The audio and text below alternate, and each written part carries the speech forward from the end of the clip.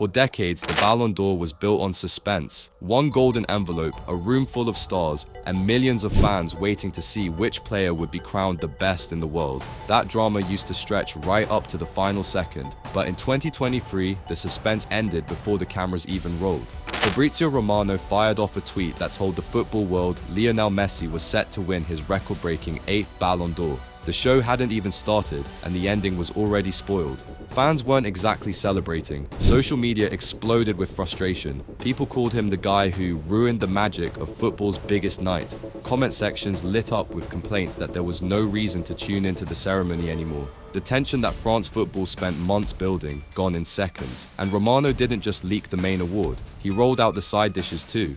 He reported Jude Bellingham would take home the Copa Trophy for Best Young Player, and that Didier Drogba would be on stage handing Messi the prize.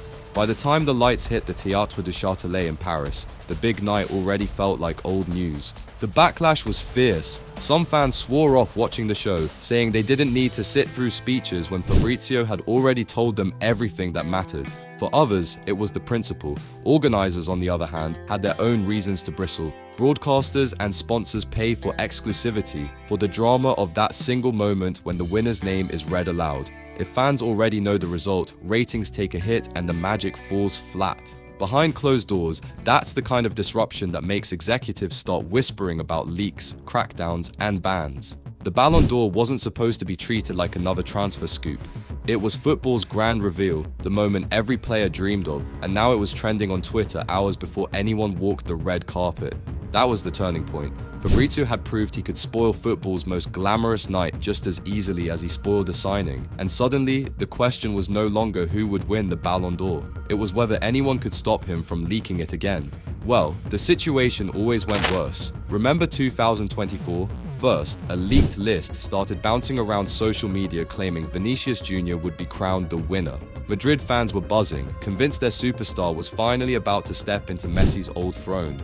Hours later, another set of whispers took over. Rodri, Manchester City's midfield general, had actually won it, and this time the sources were heavyweight, with Fabrizio Romano amplifying the story.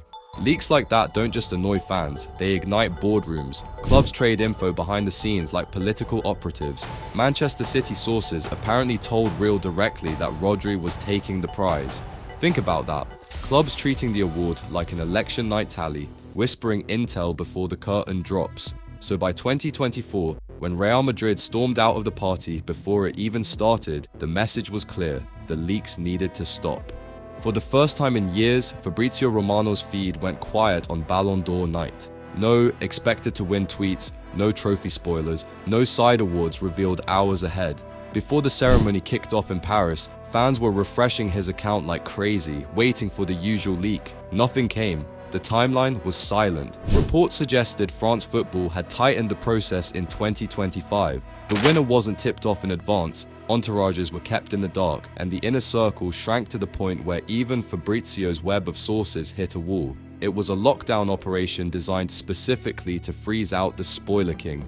Organizers are surely having the tools. They've already shown they'll punish voters who cross the line, like the Argentina-based juror banned in 2025 for blatant bias in his ballot. If they catch insiders handing results to reporters, access could disappear fast. Clubs could also be pressured to play ball, attend the ceremony, stay silent, and keep the drama alive for the cameras. And so far, the fans have been noticing the shift. Some joked that Fabrizio must have been banned from the Ballon d'Or. Others said he finally met the one defense he couldn't break: secrecy.